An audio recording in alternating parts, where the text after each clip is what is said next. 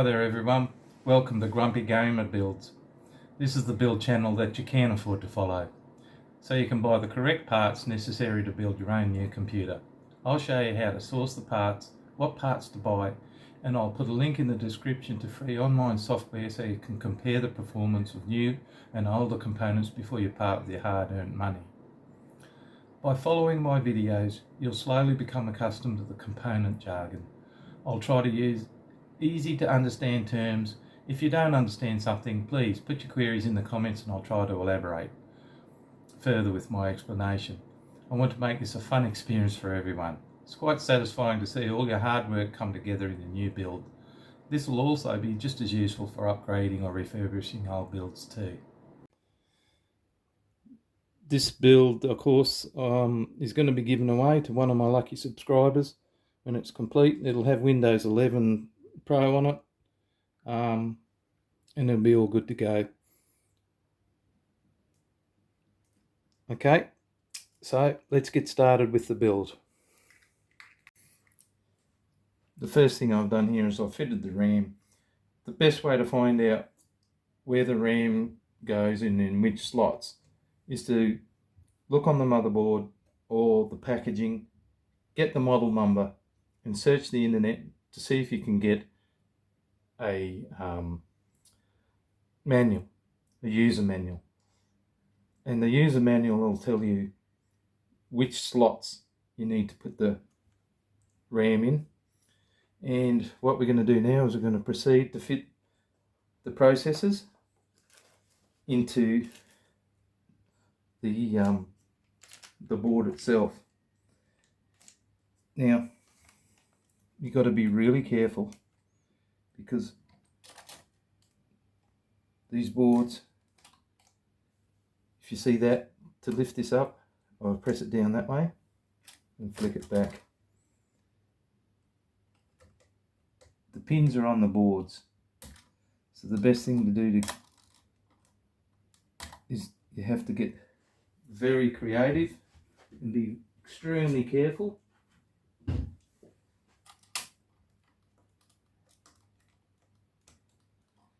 Not to bend the pins. There's the pins. Now, if you look on the CPUs, they have notches and they'll only go a certain way around. So the best way I've found is to test where the notches are the best is to hold the CPU over the board. Now, when you place the CPU down, I'll try not to get in the shadow. The best way to do it is to sit it on an edge like that and lower it in. I always give it a bit of a jiggle. Open up the lock. Oops.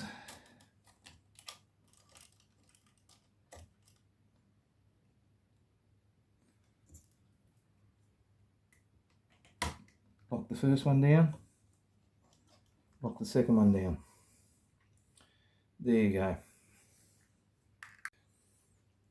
I didn't film the second one going in because it's the same as the first one, but one thing I did fail to mention, there are pins under the CPU. You mustn't touch them. Whatever you do, don't touch them. They're very delicate. And once you touch them and you bend one, well, your board can be pretty well no good anymore. So what we'll do now is we're going to put the SSD in place. Now this board has Gen 2 4x NGFF and a Gen 3 PCIe. I'm going to use the Gen 3 because I've bought a Gen 3 drive. Sorry, it's not it. Here you go. Now, the way to do this, just make sure I'm in the shot, is to undo the screw.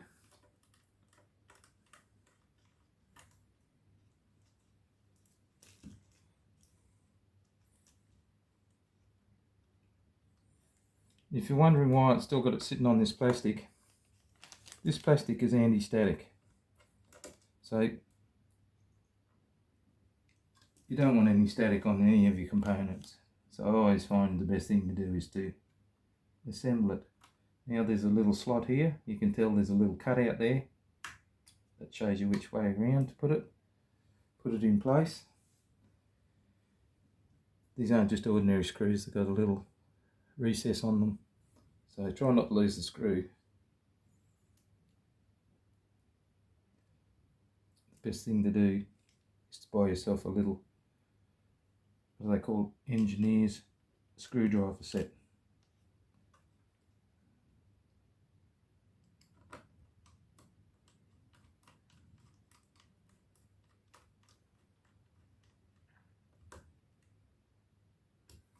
There we go. That's in position. I'm not too happy with how that's sitting, but it's tight. It should be fine.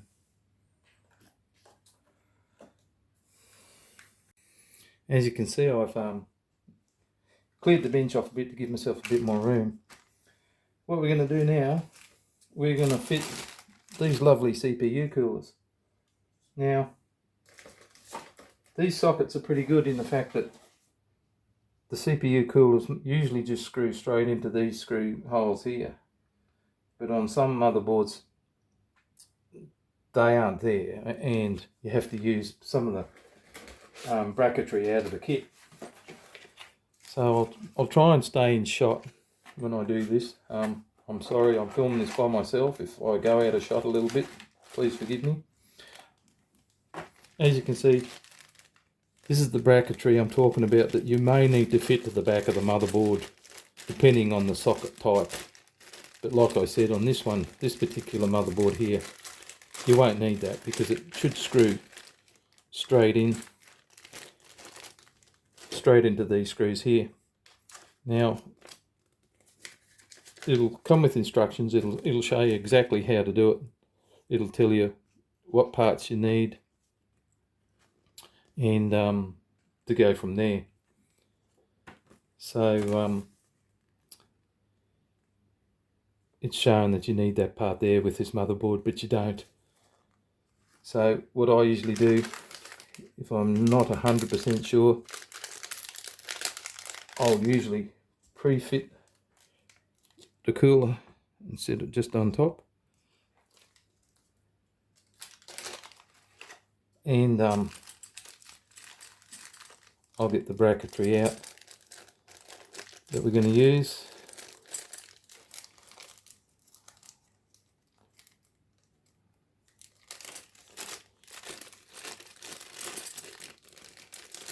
More than likely be these brackets here. So we'll just test that that's correct.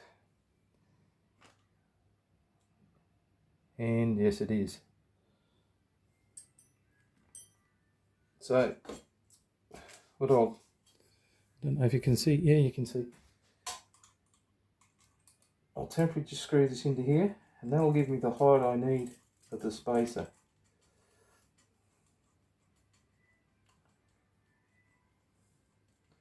Now just remember, this has to have a little bit of pressure. So when we test it, we need to make sure that the spacer we use still has a little bit of clamp pressure after we put this on.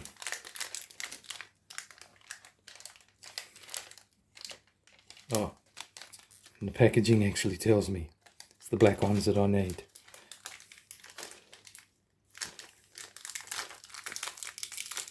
It's easy to make mistakes. So we'll just double check. Put a couple of these on. We'll see. And I'd say that's pretty well right.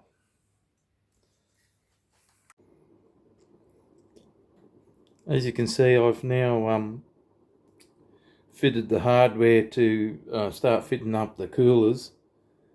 I had to make a couple of modifications from what they sent, what I got in the hardware packages, but it wasn't major stuff. Most people would be able to sort that out. I've had to slot these two coolers together to fit, but they should cool fine. There's going to be four RGB fans, and the case is going to be full of fans. There's 13 fans there altogether.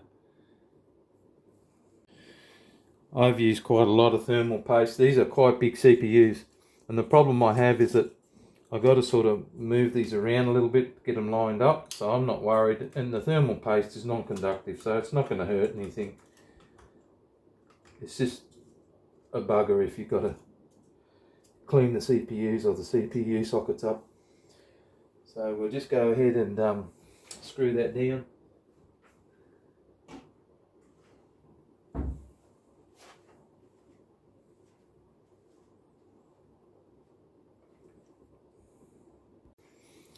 Now, when you're screwing these down, you want to make them firm. I found on these sockets, they don't like it if you screw them down and start bending the board. Just as long as they're firm, you can't move the heatsink around too much. And of course, we've got to do two because we've got two sockets. One's jumped off. I'll have to undo the other one. That's why I put extra heatsink paste on there, because of this reason.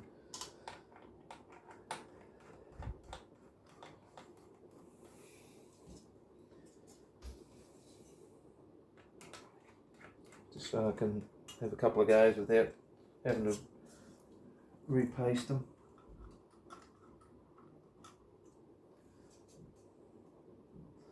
I think I got it this time.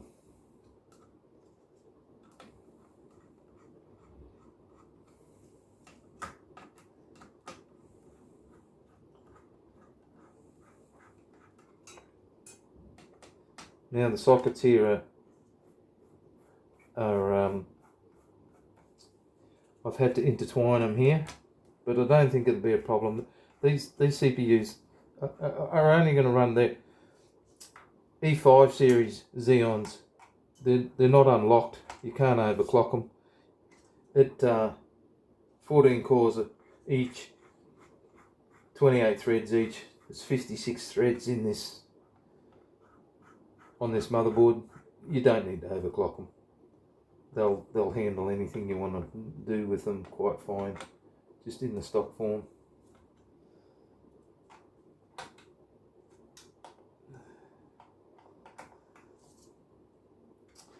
And there you go.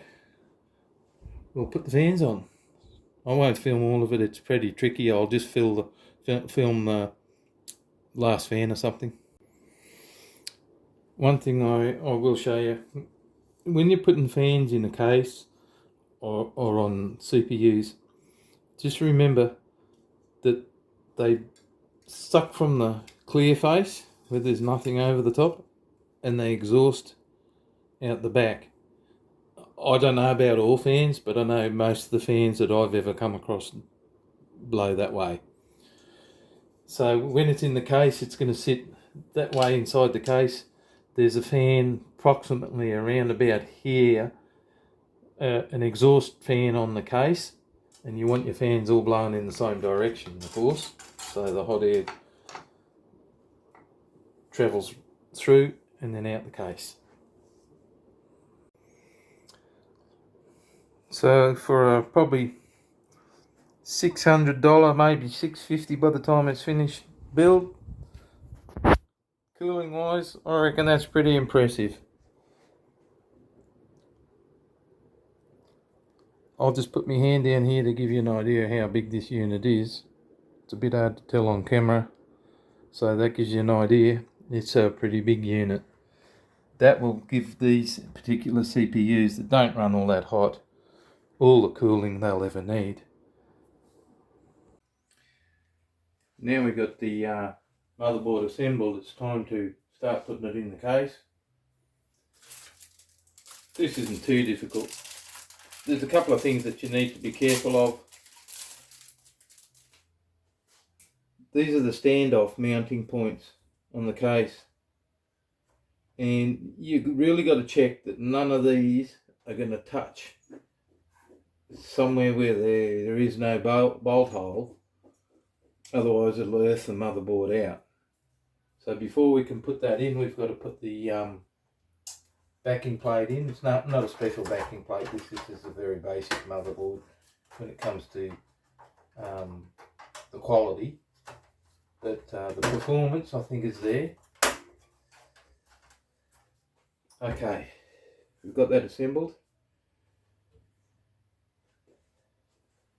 Now it's quite heavy, this, so I'm just going to sit it in and have a test fit.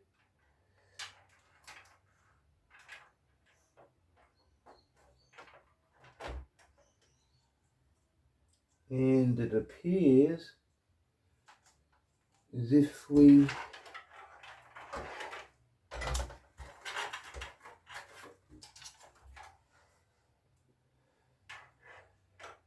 have a difference.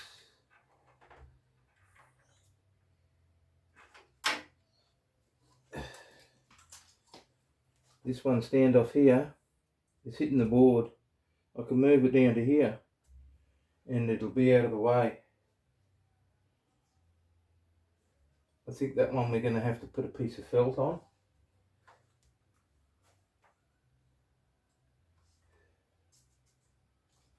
You got to remember this is basically designed as a server motherboard. It's not really designed for just your normal case, although it does fit to a degree.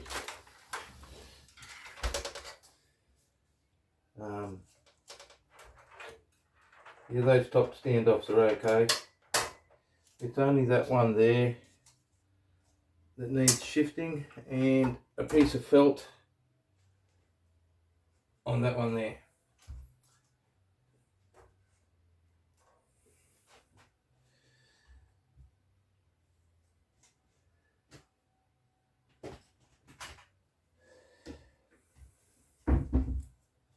So what we do with that, we just unscrew that one. I think we're going to need a couple of extras down further. When we get this to line up, we'll recheck it again. I can't express the importance of this step, because in the past I have assembled cases and had one of these standoffs touching the back of the motherboard, and two things will happen. It won't work, or it'll work intermittently, and it's a devil of a job. You've got to pretty much strip the whole thing apart again to repair it. So we'll have another try.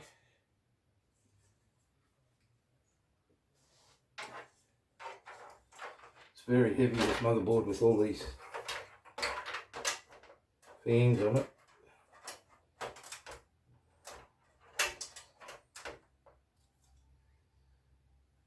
And it's not going.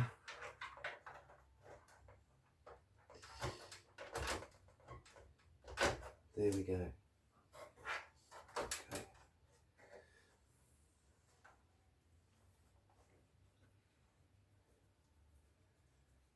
So now we've got this one centered here. I don't know if you can see it.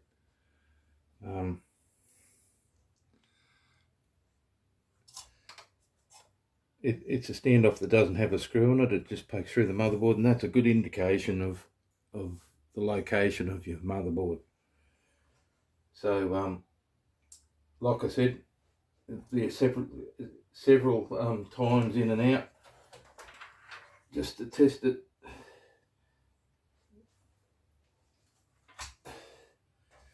So there is no screw hole for that standoff, and even if there was, I wouldn't be able to get to it because of the coolers. So we're going to need to put something over that one. That one's fine. That one's fine. We need, I don't think it lines up. Maybe it does. We'll test if we need another one in that one. It's all just trial and error at this stage. And like I said, it's pretty important to get this correct.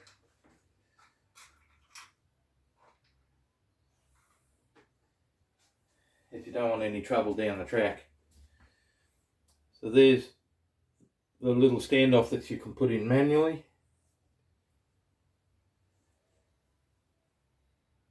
And I don't think that one's going to work. There isn't nothing I can put in that one. And nothing I can put in that one. Because I've just noticed that the holes on the motherboard are in line with this. And that's not in line.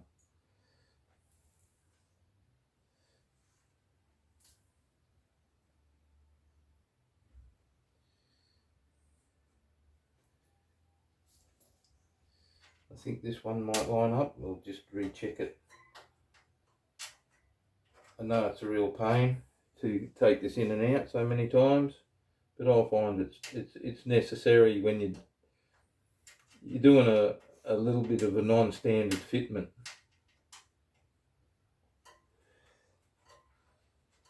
We'll check that that one fits away and screw it right in.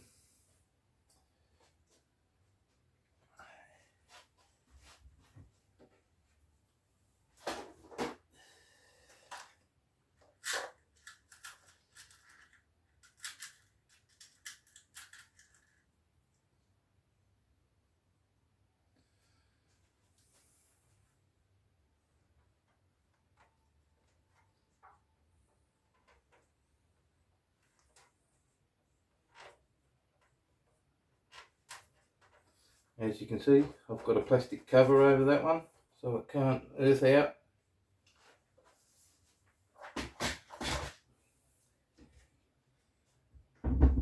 A piece of felt or something that's not going to rub through is quite sufficient. A little bit of double-sided sticky or something that's just not going to allow the motherboard to touch there. The chances are there might not be anything in the way on the back of the motherboard, but you don't want to take that risk because it can fry the motherboard if you get a dead short like that. I have had that happen in the past. But let's see how this fits now.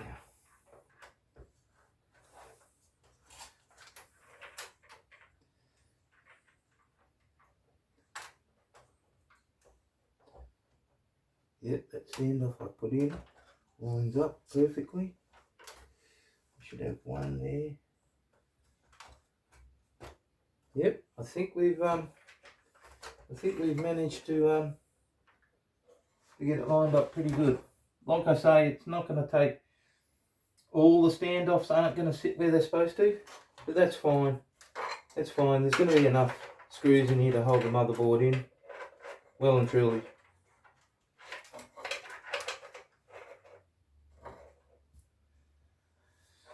Okay, I think we can go ahead and put the screws in that one.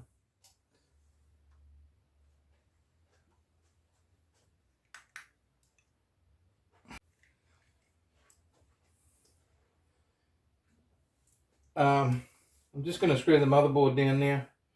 I use these little plastic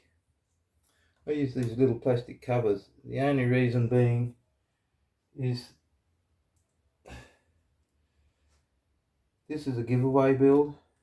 Someone may choose to change the motherboard that wins it, and by using these, this motherboard's obviously new, it'll still appear brand new after it's removed from the case, because it'll, you know, I don't know how long they keep it in this configuration, or whether they'll update it or just use the parts to build another computer. I have no idea of all those details. So yeah, that's where we are with it.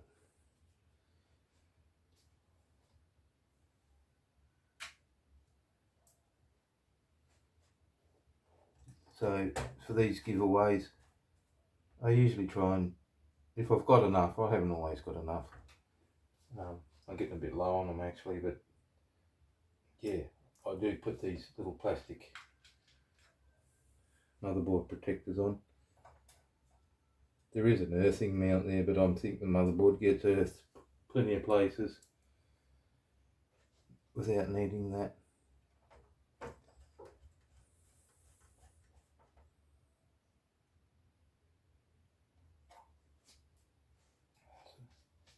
so I won't film the whole lot. It's a bit boring, this part.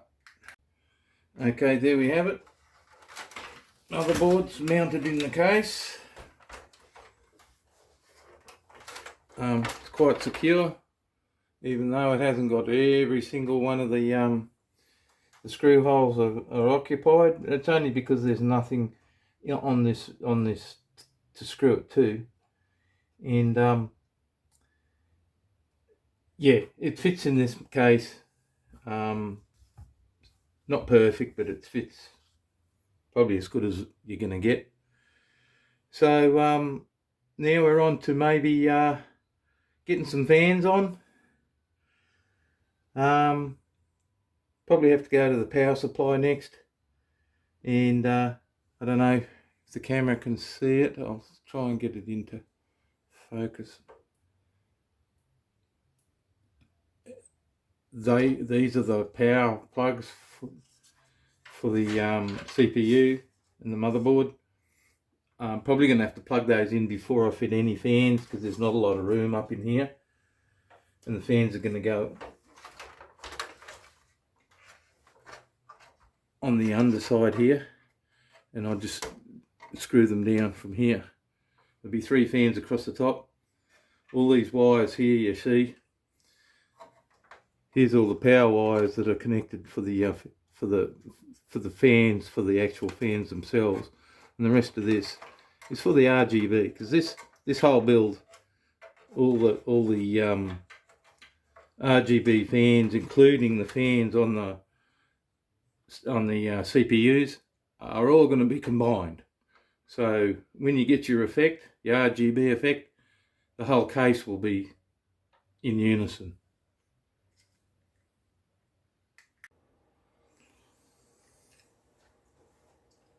Off camera, I had to make a custom bracket. I couldn't fit the last fan in, the case fan in, so I've made a custom shroud here for the exhaust. It'll be fine. We're about to fit the power supply. I need to do that now because there won't be enough room to get my hand in to put the plugs in if I put the fans in first. So we're going to put the power supply in now, and as soon as I've done that, we'll start putting the fans in.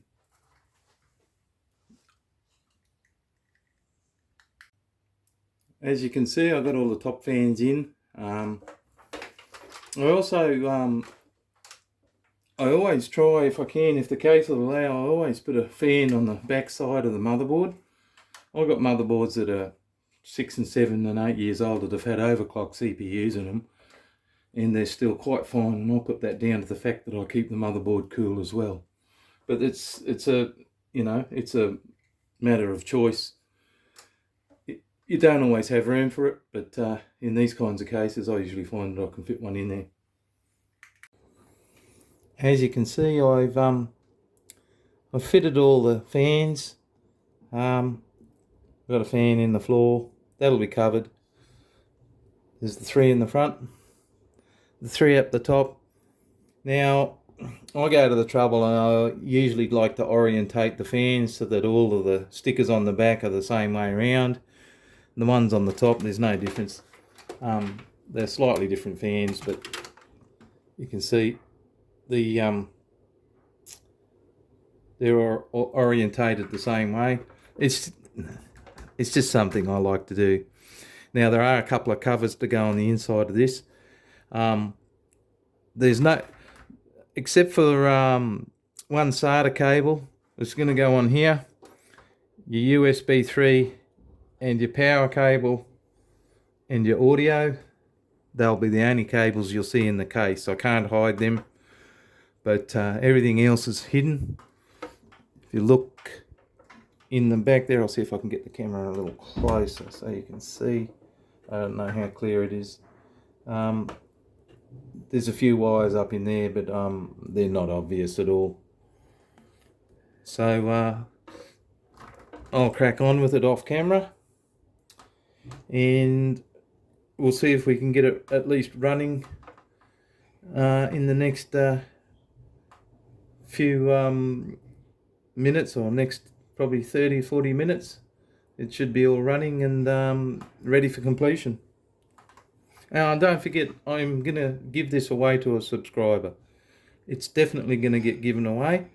I haven't finalised how I'm going to do that yet, but it's definitely going to be a giveaway. Okay, I'm giving you a close-up shot here of the pins that the power switch and the hard drive light and the power on LED all connect on. Now these are pretty common. These ones are particularly color coded. Now if you look really close, you can see there is sort of like a plus and a minus sign on them, and the connectors have that plus and minus sign on them as well. I'll try not to shake the camera too much. This is a little awkward to try and get this shot for you.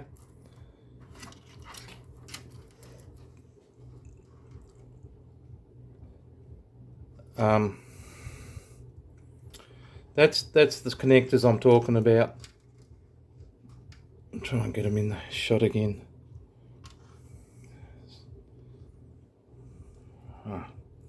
There you go. See the power LED with the plus? Well, that goes on the plus sign, obviously, on the motherboard, which you can find, and the negative obviously goes on the negative on the corresponding pin. Now, if you can download a manual online, usually for the motherboard, like I said, use the seller's description to get the details of the motherboard if you're buying one online, and that will tell you also where those pins go and how to orientate them. But that's probably one of the most difficult things that you have to do when you're doing a build, especially if you're doing it for the first time, is finding the right pins.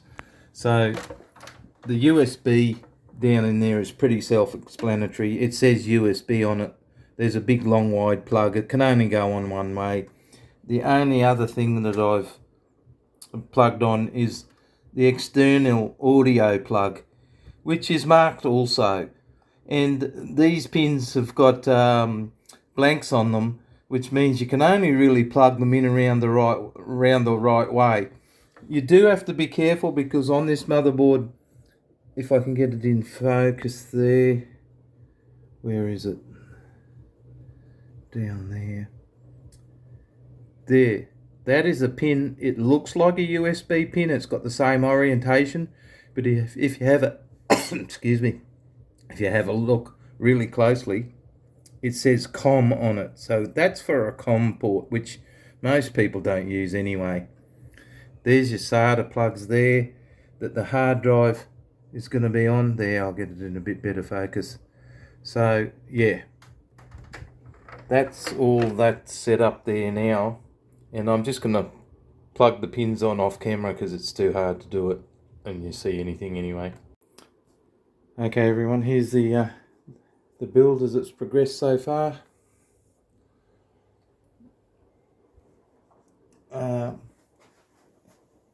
It's starting to look fairly complete. Got the video card in. That's just a matter of slotting it in onto the slot that you want to put it on. This motherboard, there's two slots, but I usually like to put it on the top slot. It gets a bit better air. It's sort of separated. It's a GTX 1070 Ti. It's you know, getting a bit older now, but that card will still run AAA games at 1080p quite fine. You know, you got to remember, this isn't a strictly gaming build. It will game no problem. Yep, all the wiring's buttoned up, tidied up. You can see it down in there. So to give you an idea, when we step back, that's what it's going to look like. There's cover to go on the front, of course. But here is the issue we still got to deal with from here on. There's all the wiring in the back of the case. That'll be all tidied up. but still quite a mission to go before we finished. And yeah, we'll carry on. Well, everyone, as you can see, I've got the machine running. This is the giveaway machine, of course. It's got to have all the case put back together yet. But just out of curiosity, I know it's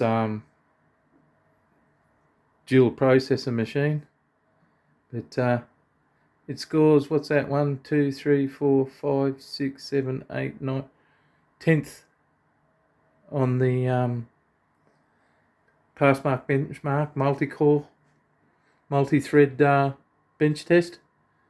Not bad for a giveaway machine.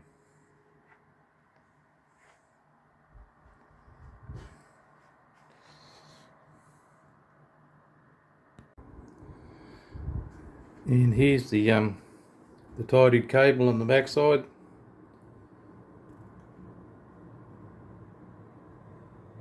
Just to show you all the build. Got to put the side cover on.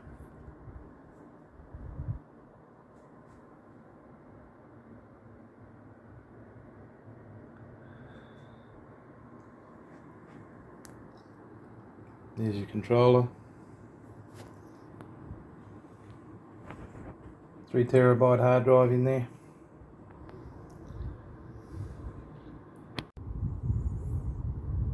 Okay everyone, here's the final product.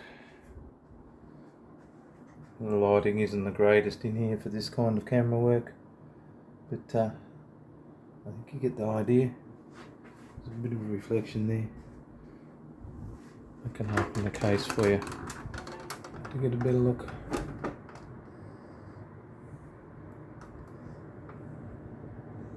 As you can see, it's a very clean build. There's very few cables inside the case. There's a couple of little wires at the back there and the necessary cabling.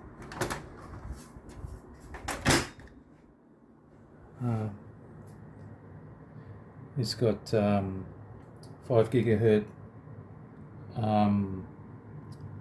Wi-Fi.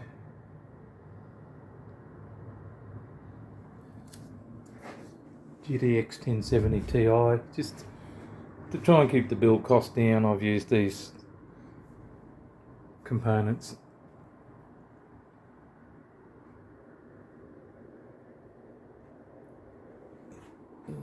That's what the case looks like from the front.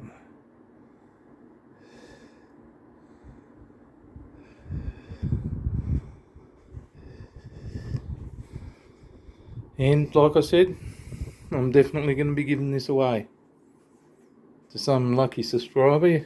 You must be subscribed. And we're probably going to have a meet and greet to do that, and maybe a LAN party in a few weeks time. But the machine will be just stored on the shelf until we decide what lucky subscriber is going to win it. And that won't matter whether I've got 10 subscribers or 10,000, someone's still going to win it. Oh well, that's it from the Grumpy Gamer. Until next time.